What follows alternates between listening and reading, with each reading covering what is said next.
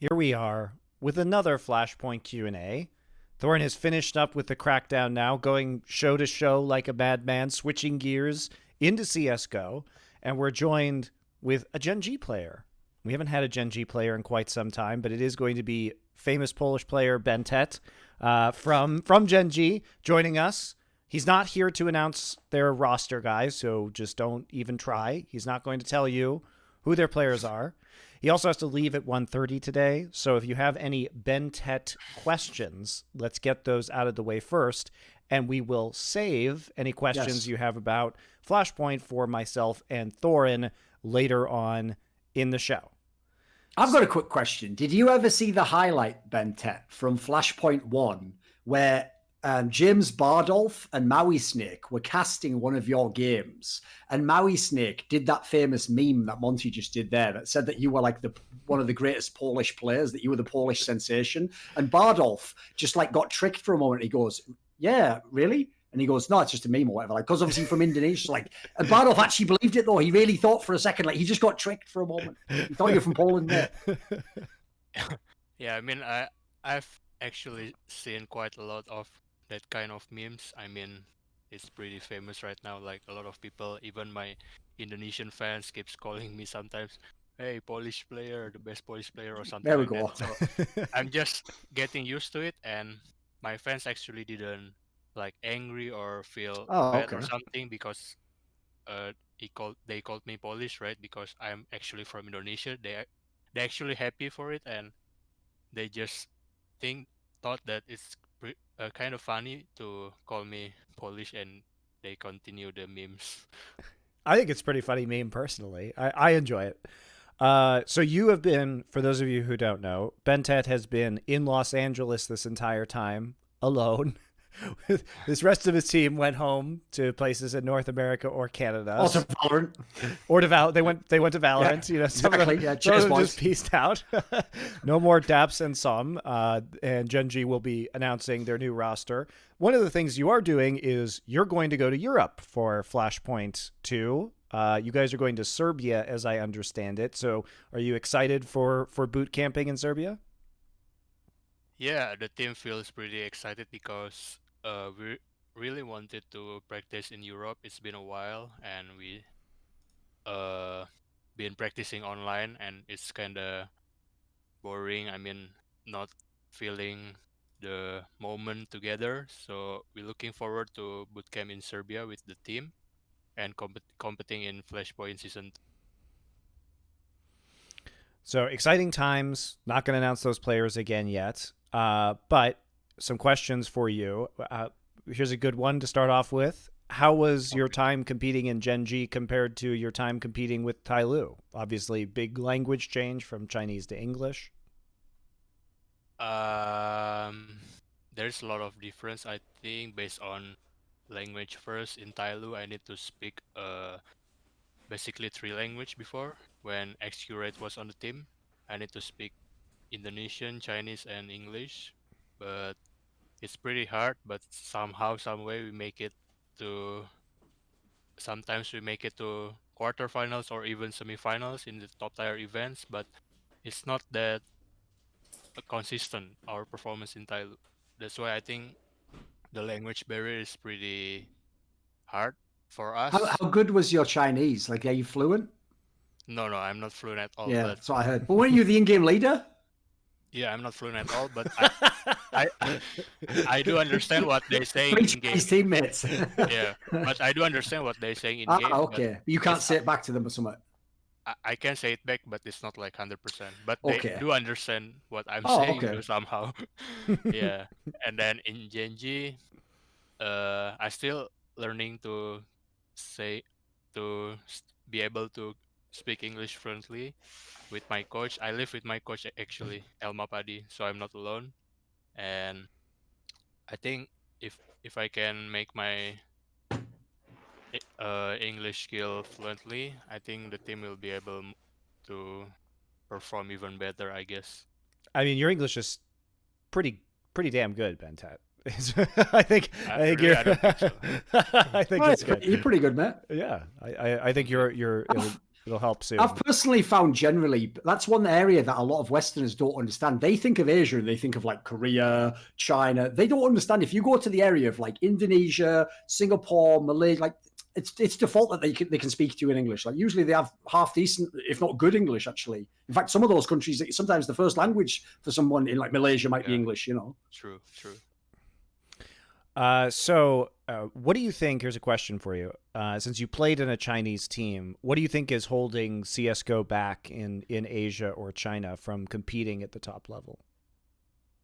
I think the player itself, like many Asian players, many especially Chinese players, they like to play aggressive, and sometimes a lack of discipline and a lack of team work, I guess, makes them more aggressive individually, and it's really hard against top tier EU or NA team, I believe. And they also practice in Asia, most of them, right? They need to fly to Europe or NA to boot camp, I think, to gain more experience and be able to play at the top. Because I think a lot of Asia players actually have a lot of good skills. They just Yes. lack of experience and how to be able to play the clutch situation with your teammate, like 2v2 or 2v3 situation with the right thing, I think.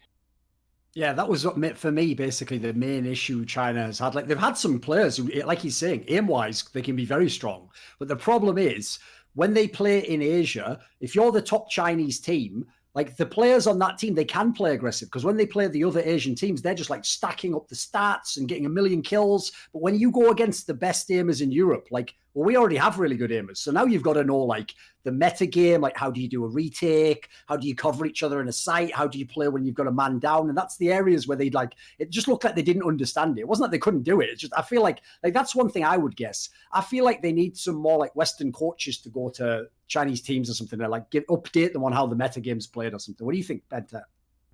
Yeah, I definitely agree with you. When I was in TYLOO, we tried Peacemaker and Jonta, I guess, the Western coach. At the beginning, it kind of works, but at the end, we just don't have the right vision because still the players think that uh, the individual aggression is important for the team. Meanwhile, the coach said it's also important, but the team the team chemistry and the teamwork inside the game is more important, how to play each other and how to help each other. But based on the individual itself, it's already been that aggressive in his mind, so it's really hard to really play like European or NS style in TYLOO before. So if you watch our games, sometimes we play like Asian culture, like aggressive, just pick, just kill the enemy without a good teamwork, and it works sometimes. And the players is more comfortable doing that thing. But I don't know now, since they have 5 Chinese player, I think they should play better with the comms. So, a question about Gen.G that I think you can answer, but you can tell me if you can't. People are wondering who will be IGLing, whether it will, now that Daps is gone, will it be Kusta or will it be maybe a new player that you haven't announced yet? Obviously, if it's a new player, don't say the name of the player. Yeah, don't say the name of the player. Just say it's a new player. We just want to know who is the in-game leader. Is it you? No, it was Gusta. I was about to say the new player, but you guys say no. Sorry, I saved you, mate. Don't say that. Listen, after that one time when we did that broadcast, I can't remember what country. I think it was Star Series or something, and I got you on the interview. Like, I'm going to give you an easy time now, mate. No hard questions. I'm just kidding. I'm not gonna say. It's Gusta, by the way, the IGL. Yeah. Okay. He started to learning with Elma Padi, and I think he's do a quite good job so far. Like we had a talk, even we before Debs and Sam leave, we have 3 players. We kind of go to the server and talk about it, how we want to play, and me and Automatic seems happy with how Kusta want to play. I think it's gonna be a decent IGL. It was a good start. Is there a big if people change? don't know, like that's like an enormous change because Kusta himself started out like 4 years ago as like an up and coming superstar player who's going to use the AWP, etc., and all this stuff. Main player in the team. More recently in Gen.G, he looked like he was more of like a supportive element, like a bomb site anchor at times and stuff. Like was playing really well. So to also evolve into IGL, like shows the like journey he's had in his career. He's had to just keep evolving in order to keep his career alive. So yeah, fair play, respect. Yeah, when Deb's calling, it's actually Kusta make a late call or mid call as well. Okay. Yeah, that's why. Secondary caller, sure, yeah. With Tim also, Automatic also make a secondary call. So one of the reasons that you have to leave us in 15 minutes is because you have practice. So Yes. how much have you been practicing with your new roster? I believe today is the first day. Oh, and, okay. yeah, so pretty excited, and let's see how we did in practice. Excellent. And yeah, that's it. And when do you leave? When do you leave for your boot camp? Because I am leaving to go to London today. So as soon as I'm done here, I have to go pack and leave. I believe we leave early November, I guess, Okay. but not sure what's the date yet. I think it's early November. I've got a quick question before we go to the other fan ones, and we'll get as many fan ones as we can in after this. Right? Did you know the story? I don't know if you know this in the community. Last year, if you remember, the AUG used to be the overpowered weapon. Remember, in Astralis players were always using the AUG on CT side, and they were just like amazing spray, and it was all. And famously, right, we had a player in Europe, Nico from FaZe Clan, who, cause his AK is amazing, he just refused to ever pick up AUGs, to use the AUG. Like, he was still using the M4 at times. Like, this guy, and all he did was complain, like, it's overpowered, but he would never use it himself. And he only started using it when they just about were to nerf it, basically, right? I heard you did the same thing with the Krieg. Like, he never, when everyone was saying the Krieg is overpowered, every player was using the Krieg at the beginning of Flashpoint. Like, why were you just on an AK? You're a Krieg atheist? You just don't believe in it? Really? I don't think I use an AK instead of Krieg. Maybe at the beginning when the patch coming out, I still use an AK because I believe that I love the AK. I know how to spray, and meanwhile I try the Krieg. The spray is pretty weird, and then as the time goes, I thought that everyone use a Krieg even when forced by. When they lose pistol round, the next round the T can get a Krieg, and it's really hard, right, against FAMAS or UMP, the city head. And after that I started practicing Krieg, and it actually really overpowered, and I'm happy with the nerf right now. It's kind of balanced right now between AK and M4 again. And yeah, I think I respect Nico as well. He didn't play with the Krieg and an AUG before. It's Yeah, really true hard. believers. Yeah, it's pretty hard. Yeah, to do that. samurais. There you go. Got to play with honor. Here's a good question to hype up your new lineup. Do you think that the new Gen.G lineup, do you expect for it to take a long time for you to get better over time, over Flashpoint 2, or do you think you will be a good team right away? What are your expectations for Flashpoint?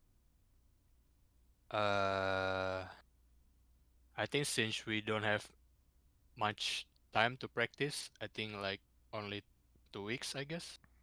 So we didn't expect to win the entire thing, but I believe we can still give some great result for the team, and I hope that this team will stay longer and keep together as well. And I believe that we can still be compete at the top level. Because you guys on Gen.G, you did very well immediately winning DreamHack, with your new roster. Yeah. So. Well, they even after Flashpoint, then like won that road to Rio. It's only our tournament they didn't do us a favor. And they were like, that was the one they took off apparently. You were just chilling during Flashpoint, I guess. Yeah, I hope Thanks, we can mate. do the same result as we did this year, or Well, even better. Daps had to quit America to go back to Canada and then quit Counter-Strike to go to Valorant. So,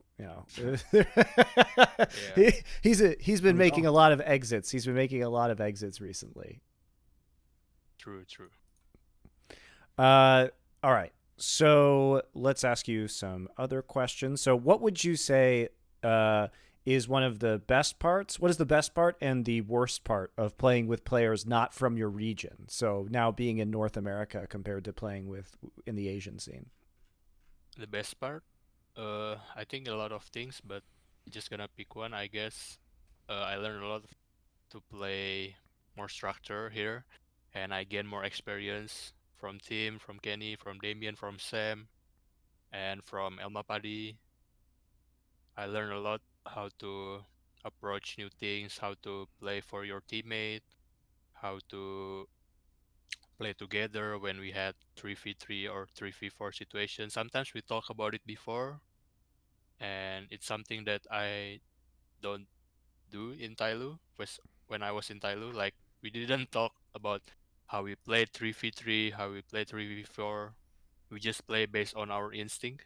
Meanwhile, in Gen.G, we play more like team and more structure. I believe it's more hard to play like this, but I feel like this is the right way.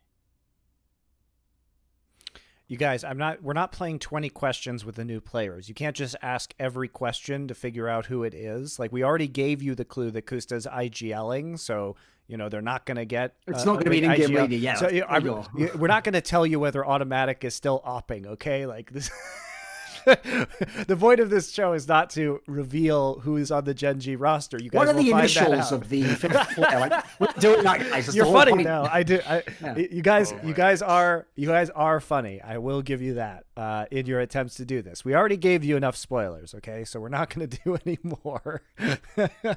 not gonna get BnTeT into trouble here. So somebody says, as far as I know, BnTeT was the first and only so far import from Asia in CS. Machine Gun did play for Splice for a while, so he's briefly. He's not the first. That's one. not totally correct. Not at the top level though, but yeah, briefly. Sure. How difficult was the transition to a totally different region? First of all, I thought about my English skill. I'm afraid that I don't understand what they're saying at the first time, but when we had our first practice, I actually understand, but sometimes it's still hard for me in the middle of the practice. Like when I try to kill an enemy, it's hard for me to kill and saying that I kill this guy. Sometimes I just to focus on myself, and it's still something that I need to work with. And yeah, I just thought that I need to improve my communication even better for this team to be able to perform even better. Or just kill them all, so you don't have to communicate. That's right. That's correct as well. Exactly. That's the TYLOO approach. Exactly. Yeah. Here's a good question for you. Were you ever tempted by Valorant, especially because Daps and Som left to go be on NRG, I think? Or did you want to stay in CS? What are your thoughts on Valorant? I tried to play Valorant, I think 3 to 5 games, and I just thought the aim is similar to CS and it's a pretty fun game. But I don't know, my passion is in CS and I love CS, the way the game works, and it's not the same as Valorant. At Valorant, every character have their own skill, which is pretty hard for me for a new player. But I think Valorant is pretty great game for a fresh new start. But as for myself, I'm just gonna stay CS for now. I still love the game, and this is my passion. Excellent. And you've got awesome tournaments like Flashpoint to play in, instead of no tournaments like Valorant. Right now. Let's see here. An Asian specific question. So I'm not familiar with these players, but do you miss playing with Excurate, and your thoughts on the new Super Asian roster with Impression, Zeta, and CBBK? Do you have any thoughts on these players? Yeah, I do miss playing with Excurate. Back in the days when I was playing TYLOO, I think we had a really good run with the lineup, with Excurate, Captain Mo, somebody, Didi, and me. And for that new lineup, CBBK, Sign, and Impression. Yeah. I heard that they make a new team called Gen.G, but I don't know who is the last two players of that team, but I think that the team will be works pretty well. I think Sign is one of the best A players right Korean now, player, yeah, a very Korean strong. player in Asia.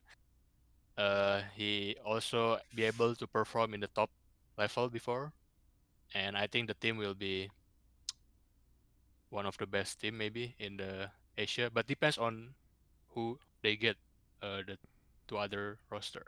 Sure. One thing that always impressed me a lot about Excurate, just watching him, is what a clutch player. Like, this is a guy where, I mean, a lot of AWPers aren't clutch. This guy's amazing when he's in a clutch. Like, I've seen him win so many against top European teams. What did you think, BnTeT? Yeah, I think Accurate is a pretty hard player.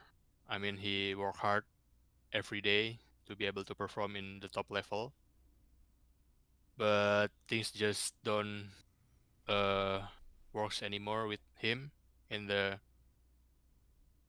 last year with TYLOO. So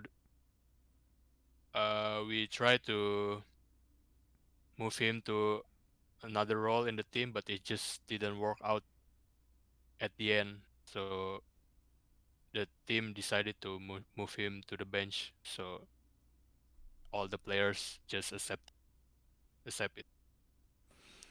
A lot of people, I know you have to leave in just a couple minutes, but a lot of people have been asking about the NA Counter Strike scene. And I know you haven't been scrimming because Daps and Som left, right? But has it been hard to find new players for your team, or has it been hard to practice well because many players in NA have left to play Valorant? Yeah, since a lot of players go to Valorant in NA, and I think EG and Liquid also moved to Europe, and it's pretty hard to find a practice here in NA. I think it's only Chaos who stay here and a lot of MDL teams. So for the future, I think we will bootcamp more at the Europe, I guess, but I'm not sure yet. And I I agree with you though. Like it's hard to find a practice in NA right now. Even Furia is going to Europe too, right? Yes. Yeah. Yeah, because obviously they've got the Blast tournament. Yeah, if Yeah. people don't know, I think the whole angle of like NA is going to die because the players left. No, what will happen is what happens now, which is like just like in League of Legends when Korea was the best, people would go for a boot camp to Korea before they played the World Championship. It'll be like that. If there's like a major, people will just go, or there's 2 or 3 tournaments in Europe. You'll go to Europe, you'll boot camp. If it's Team Liquid, Netherlands, everyone else, maybe Serbia, Poland, wherever, and people will just have 2 or 3 weeks. You'll get your skill up, and then you play the tournament. Yeah. I do agree with you, yeah. Or also, the practice will be fine here when there are North American events because the teams will come here early and practice and be That too. together. Yeah. And it'll Completely be the other way fine. around. Yeah. It'll Yeah. be fine. It's just like the same thing for big tournaments and other esports. When they come to NA, the quality of the play goes way up in terms of scrim and practicing. So it's not really a big deal because the only reason why this is a big deal, guys, is because we've been in the middle of this fucking pandemic. Yes. Normally, it I wouldn't agree. matter. It wouldn't matter. One last question, maybe. Okay, here's a good Indonesian question for you. So what is, I don't know what this means, okay? What is your favorite martabak flavor? I hope I didn't say anything inappropriate. Should I say it in Indonesian language? Sure. Martabak favorit saya coklat keju, coklat pisang keju. That's it. I just What say is a martabak? Like a milkshake or martabak. something? What Martabak is is it? like an egg, but it's not just an egg. It's like a big circle egg, I guess, based on egg, but it's not only egg, and you can put like chocolate, bananas, Like cheese. an omelet, maybe. It's not based on egg, but it has egg. It's not. Oh, okay. It's like a right, dough, okay. I think. Oh, I see It's what it more. is. Right. Yeah, Right, it's Oh, it okay, more. looks I see. good. It's I, a stuffed pancake. Oh man, it it's looks really awesome. good. It It's does really look good. awesome. I missed that. All right, I have one more question for you. Because Okay. I live in Los Angeles too. What is your favorite Indonesian restaurant so I can try it? I try to eat a lot of Simpang Asia restaurant. Okay, They have a really good taste of Indonesian food. It's great. pretty similar, but it's not the same like 100% the same, no. But I think it tastes pretty well. I ate a lot there. I mean, I order a lot from there. Cool. Okay. I Restaurant. mean, the secret in America I've found is they just take all the rest of the world's food and just put way more sugar and MSG in it, and then just go, there you go, take away. You know what I mean? It's all just too fatty, too sugary. Sugar and MSG. Wow, that's crazy. So good.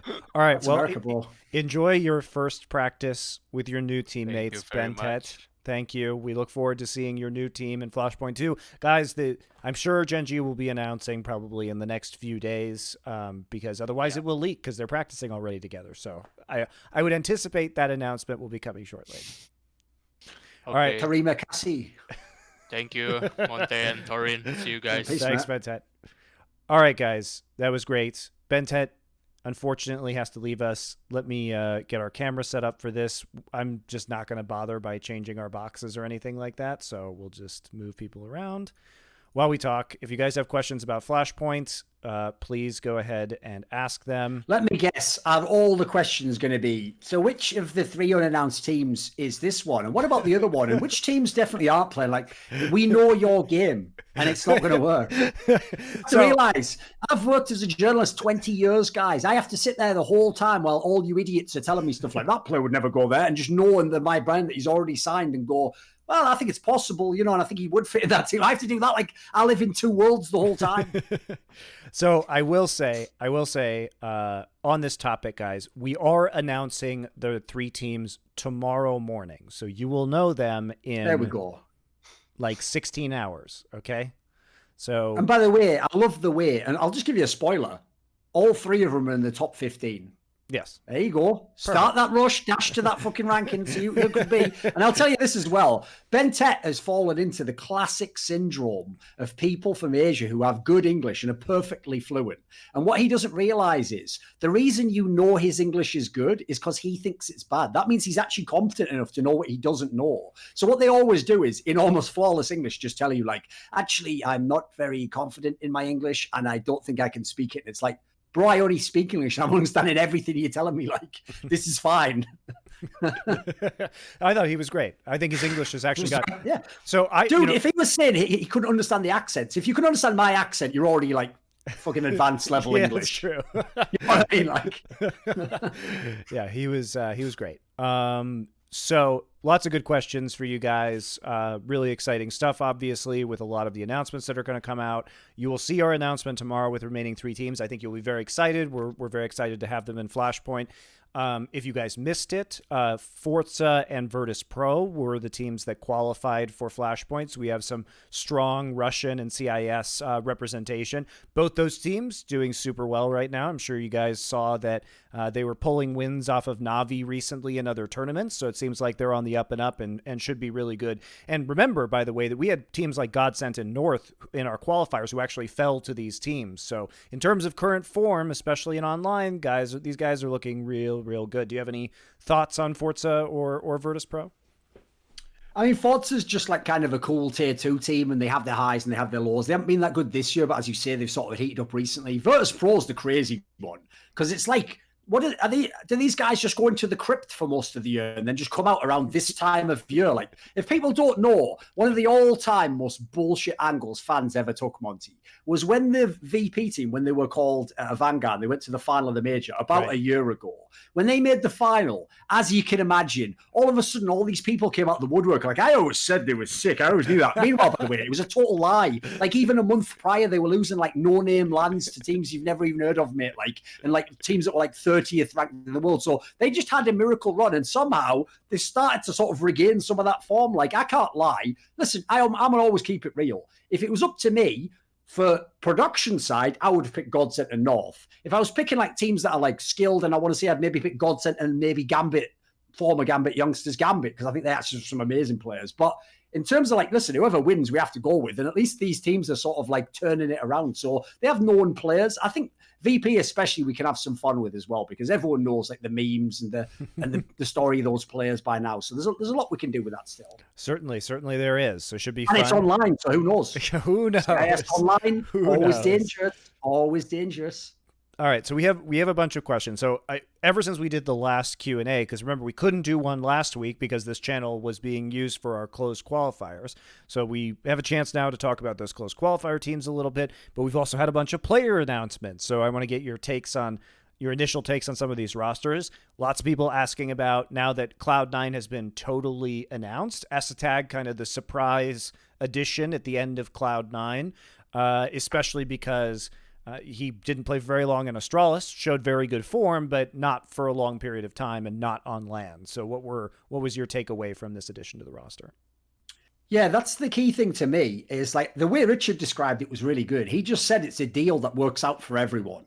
Like, I know to a fan who saw rsoter when he was like doing really well and like they were winning Pro League, they're going to be like, oh, why would you let him go? Like, oh, because they're getting Zipniks back. A guy who's won 4 majors and on LAN is like one of the most money in the bank players to ever play this game. Has maybe had like 6 months in his entire like 8-year career that he was ever bad in his entire, like that guy's, you don't replace people like that. So if people haven't noticed, I've gone to great lengths to explain this. There never was a rotation in Astralis. They just brought in extra players because they had to, because some players went to the bench. And then cleverly, because they tricked you all that maybe rsoter's a real player, they then just flipped him. They took a player who, when he was on Heroic, none of you were hyped. You were all like, he's not even the best on Heroic, which he wasn't. But then when he was looking good in Astralis, you're like, keep him. He's so good. Bros, we haven't even been to a LAN yet. That was all online play. And it was mixed rosters. So, like, a good thing is this. For Astralis, I think it would have been inappropriate to keep him as a starter because, of course, you bring Zipniks. But of course, you bring the original 5 back. I'm actually confused what they're going to do with Bobski, but that's another matter entirely. I don't think anyone, including Bobski, knows what to do with Bobski. So what I would say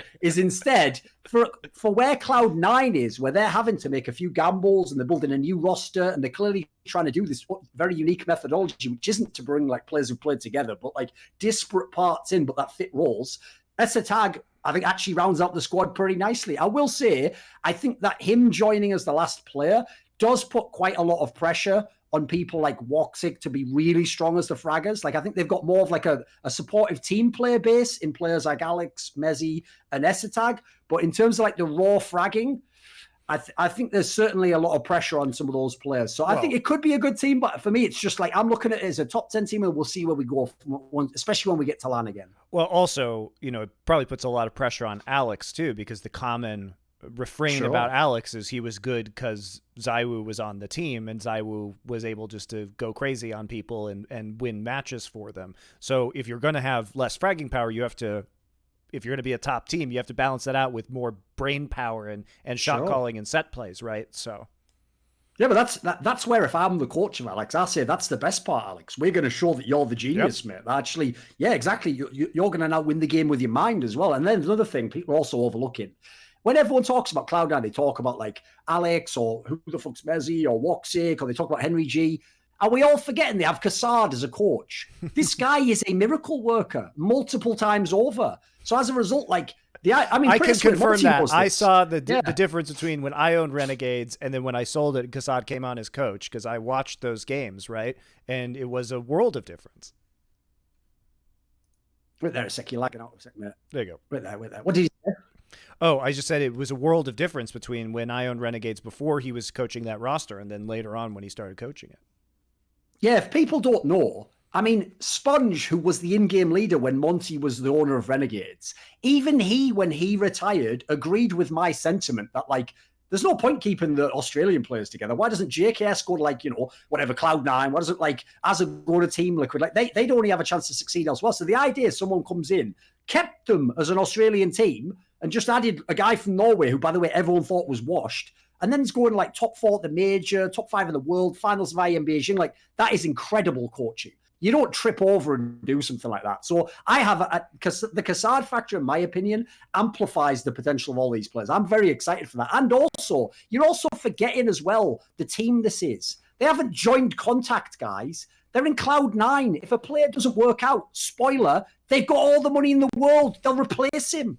So it can't fail, essentially, unless the people running it are completely incompetent. So as long as Henry and Kassad do their jobs, if this lineup doesn't work, the next lineup will. So I have confidence in the project, as in like the process they're going through, Yeah, I definitely agree with that. I think that they have a lot of upside to work with here. So we'll just have to see how they do it. Obviously, this is going to be more of a process-driven project, right? We just have to wait and see. It's going to take some time for everything to come together. Sorry about, looks like we do have some lag on the stream. I can still hear you. Camera's going out a bit. Yeah. Sorry, guys. Looks like I'm having some I can't hear slight internet issues today. Let's keep going down the list of rosters. Do you have any initial impressions about the Dignitas roster that has been announced? They got rid of Get Right. I've never even seen those two players play. So the good news is this: Get Right and Exist overall weren't good enough anymore. So I'm willing to gamble to bring people in.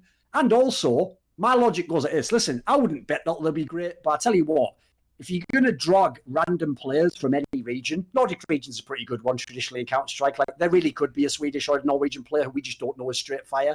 I mean, we found that with some of the people like Rain when they came out of those regions. So if they've done their scouting well and these are like up-and-coming players, maybe it can be amazing. Fair enough. Also, let's keep going down the list here. You have any thoughts on the new Mad Lions roster? Bit of a surprise, because the narrative coming into Flashpoint 1 was, Hunden has been replaced with a Cillian. The goal behind that was to have an IGL who had more fragging power in the server. So with that in mind, were you surprised to see this kind of transition with the team? And I was. Yeah, okay, sorry. And also, the other background was this. We've seen these players in Flashpoint before that they added. They were part of Copenhagen Flames alongside Tessis, who later went to Heroic. So they're not unknowns. Refresh was kind of hyped coming in and didn't have a great tournament at Flashpoint 1. Copenhagen Flames ended in 12th place. It was always Moses doing that, boys. Don't worry about that one. That was never real, but, you know. Okay. Well, we don't have to worry about Moses hyping people anymore.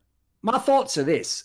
I think Mad Lions has blown it a little bit here. Like, I think they should at least have given a Cillian this tournament and then made the decision after this tournament. With that said, listen, they haven't been good recently, but then again, they sold, in my opinion, was one of the best players. If I had to pick the best overall player in Mad Lions, I would have picked Bobski. Sure. Like, I know everyone's on the A-Core hype train. Maybe I'll do some content about what I think some of his flaws are.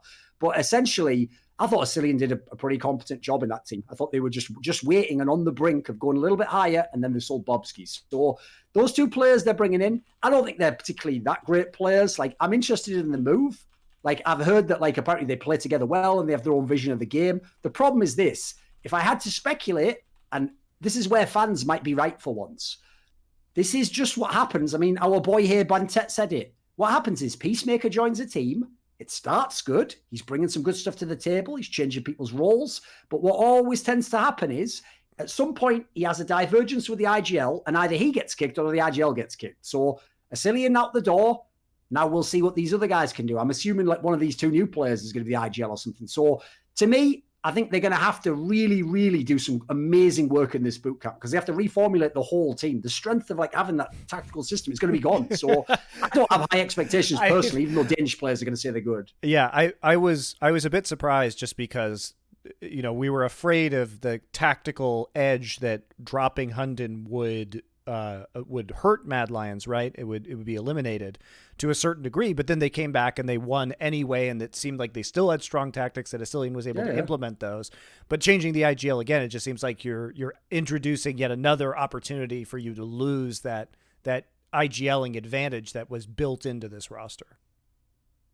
You have to understand, like, I don't know, Peacemaker's like one of those women who wants a man he can change, and then he changes him and goes, well, I don't like the way this guy is now. It's like, well, you're the only common denominator in all these teams, my dude. So the sad thing is, I know that'll make people write him off. Like, I think he's a good coach. Like, I think he does have a lot to bring to the table, but the coach and the in-game leader, in my opinion, you don't have to be on the total same page. There just has to be some overlap. There has to be a healthy overlap. And you can have creative tension, but have a healthy overlap. The problem with Peacemaker is he just tends to like consume the team and eventually it's just him or he gets kicked, like I said. So whatever, that's on Mad Lions, really. Luckily for me, I know there's better teams than Mad Lions there, so I'm not happy with their lineup, but whatever, let's roll the dice. Who's the one you're most hyped up for in Flashpoint 2 of the new lineups? I thought you were trying to trick me into saying the teams we hadn't announced for a second there, right? You mean of the new Flashpoint lineups? The partner teams. Yeah. I mean, Cloud9's the obvious one. Okay. You know, that's Cloud9 has the potential to be maybe even way better than we know. Like those pieces could fit together. Like really, the Messi guy is probably the X factor. If that guy turns out to be what they hope he is, that's a game changer right there. Yeah, as for, I'm not sure what's going on with my camera right now, guys. But as for the group selection, we are going to work. Okay, here's how it's going to work. We will do a group selection. That is the purpose. Like, we need to know which teams are picking each other in order to drive those kind of narratives and stay true to our format. How we are going to broadcast that, I would say that it wasn't amazing when we did it over Discord for the second one. So we need to have a conversation about if we are going to broadcast it, and if so, how we are going to do it. But we will still have that group selection process. So that is still part of the format. So you don't need to worry about that. A question earlier, Thorin. If, given the fact that 100 Thieves is exploding right now, we know JKM is headed off to Apex. There are rumors about JKS going to Complexity. So removing those players, and also Cloud9 said they were going to stay together, then Floppy leaves, so maybe like OC is potentially a player that might go to an NA team.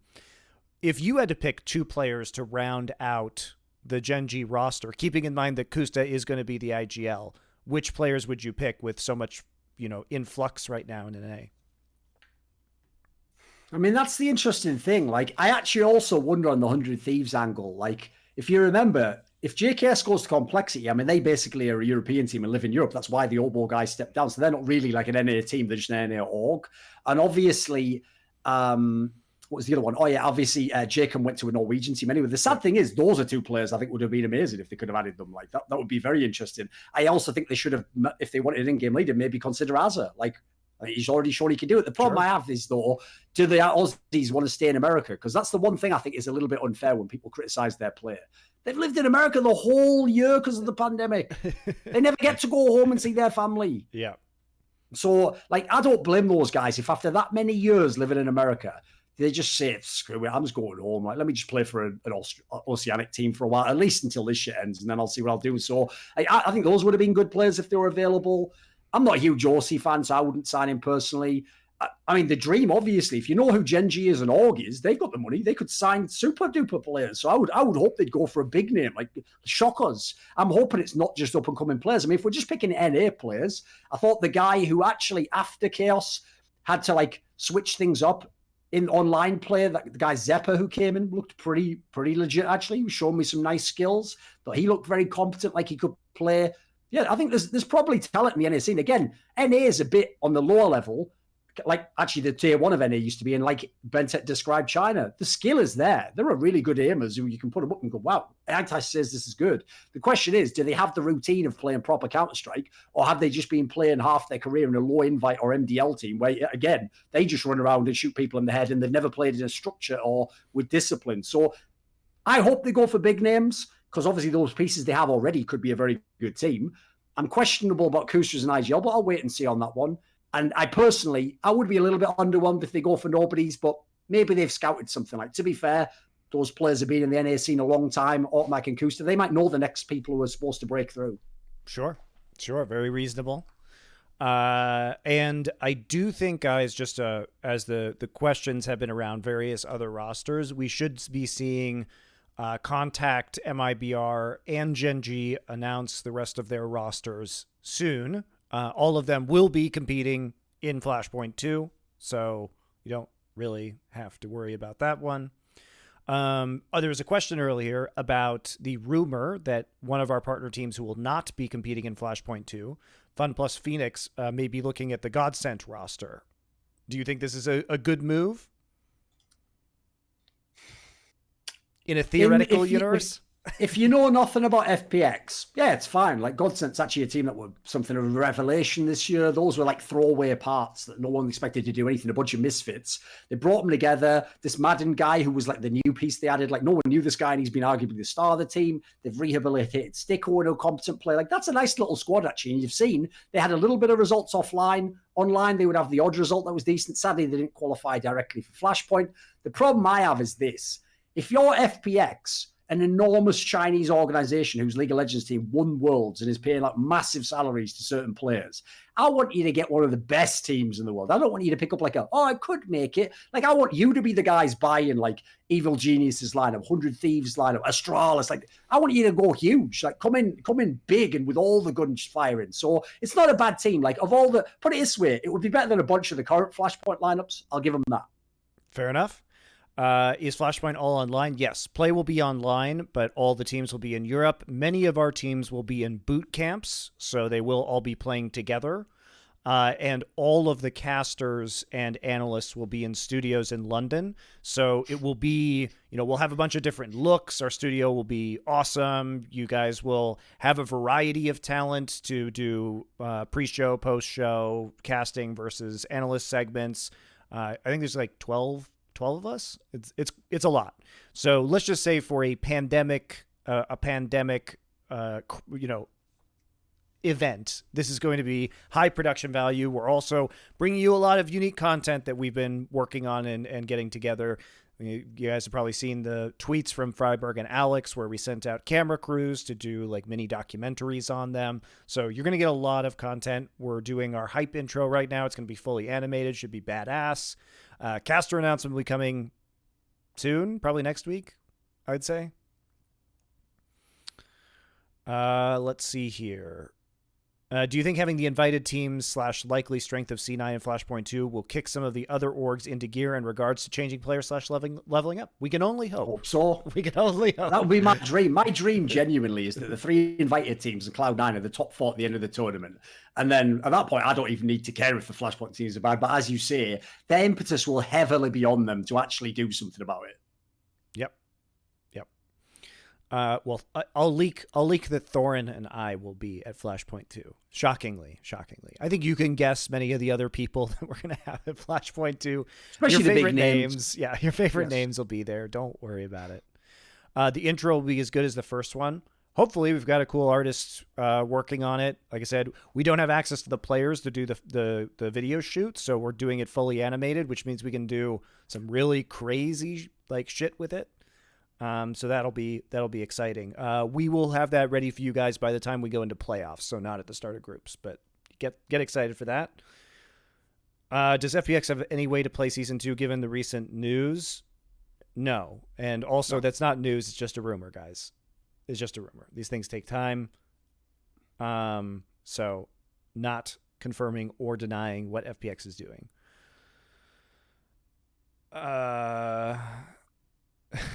Any top 15 teams joining? All of our invited teams are in the top 15. Thorin just discussed that earlier. So I guess there you go. That. Exactly what you want. Exactly what you wanted. Good teams. Okay. Well, you guys have any other questions? You have any other comments? Any spoilers or things you want the fans to know about Flashpoint 2, Thorin? Any fun stuff you've been working on that you're excited to talk about? If you look at the teams we've invited when they're announced apparently tomorrow, and you look at Cloud9's lineup, some of the other ones are more gambles. So yeah, okay. I already think it should be a much better tournament. Like, you just look at the quality. Like, I mean, people know this. I'm always professional when I do my job. Like, I'll never turn up and just mail in a performance. This is not what I do. If I do that, I won't do the tournament. It's not about money for me. But I will say, I wouldn't get super excited about like, oh, bad news bears against Gen.G. Like, who cares? Like that, those games, yeah. The point is, I did them, and I did them as a pro, and I set up the analysis, and I did it all, but I was never that excited about the match. But some of the teams we have now, some teams I enjoy watching, some players with legendary players, very good players now, young players that are on the rise, and are some of the better players this year. So I can't wait to use some of the established stars and bring them in with the narratives. And I hope that whoever wins, like, actually, unlike Flashpoint 1, because when Mad Lions won Flashpoint 1, or even if MIBR had completed it and won it, I would have never been like, are they the number 1 team in the world? I even said like, well, whatever, against the field, they did well, but let's see what they do elsewhere. And obviously elsewhere, they were like borderline playoff teams. Whoever wins this tournament could be a team that's won massive tournaments this year. So I'm pretty excited to watch some of the new teams coming in. Yeah, and I think it's exciting, a lot of the roster changes that our partner teams have made as well. Obviously, Cloud9, it's going to be fun to see them in their first outing. They are going to be boot camping, I believe, in Malta. So they should be together, I think, for this. So they should be able to get some quality in-person practice in prior to the event and during the event. Let's see here. Other questions quickly. 2 games per day. Yes, we will not do more than 2. Our intention is not to do more than 2 best of 3s per day. We only did it in Flashpoint 1 when the schedule was crunched, basically. I think we did a couple of days that were 3, right? Yeah. Not that many, though. Well, by the way, this is something people don't realize. For Flashpoint 1 and Flashpoint 2, for obvious reasons you can guess, we didn't have the ideal normal LAN circumstances. If we ever get, hopefully Flashpoint 3 is it, we're on LAN, and we have as much time as we need, and we can do the full format, like all those phases, all the group selection. I can tell you now, 2 things will be implemented. Every match will be best of 3, and there will never be more than 2 in a day. Correct. If you're from England, I'm actually saying fuck off there, but whatever, you know. in Asia, that's just cool. So, which I always find hilarious in those pictures. But no, like basically, those are other areas where, from my own experience watching and attending tournaments, like forget even the players, guys. That's one thing on the side. As talent, ideally, a talent should be doing most days 1 best of 3, and they should just focus on enough time to read up on it like a League of Legends guy would and put in all your effort and reviewing demos. That's when we're going to take analysis to the next level. Because one thing I want to do with Flashpoint is get some of those production and talent aspects and give it more room to breathe and actually challenge the best talent to show us more. Whereas what they'll all tell you is some of the other events, it's like they feel like they're bumping into the glass ceiling all the time and they can't show more. It's why people like Yanko even told me straight up, like, it's one of the reasons they got burned out and went to be coaches. Yeah, I think it's very difficult to do as somebody who has done analysis in other games. I am amazed that people in Counter-Strike can put in the prep necessary to really do nuanced analysis and talk about how teams evolve over an event, because you just don't have time with a number of matches to like sit down and watch all the demos or all the VODs and really do the research. And also, there hasn't been really robust statistics in Counter-Strike at all either, which makes things difficult. There's a lot of issues that I think we can solve in the long term when it comes to that analysis. And yeah, this time, right at this juncture, we don't have more than 2 BO3s scheduled in a day as it is. So we are not anticipating having a 3 BO3 day unless we have to reschedule for any particular reason, which I don't really think will be happening. Let's see here. I'm trying to wrap this up, see if there are any good questions. Let's see. Is there going to be a bubble system for casters? Oh, yes. I am leaving tonight because I have to be in quarantine in London, trapped in an apartment without leaving for 2 weeks after I arrive. Thorin will be in the same situation. And then we're going into a bubble system at the hotel and the attached venue where we will not be able to leave for a month. So I really want you guys to fucking appreciate what all of the casters are doing for this, because everybody is going to have to commit to this unless they're already in the UK. But even though they're in the UK because of the current government restrictions, once we start the event, no one is allowed to leave. So we'll all be slowly going insane in a hotel over an entire month with no ability to leave or do anything else. So basically like the Shining Flashpoint edition. Yeah, with less snow. But yes, it will be interesting. There'll probably be lots of fun behind the scenes Twitter content, Instagram content if you want to follow Flashpoint on social media, because we're going to have to entertain ourselves some way while we're there, not being able to leave, going through COVID testing all the time. It's going to suck, guys, but we do this for the event. The show must go on. So yes, yeah, you guys will enjoy that.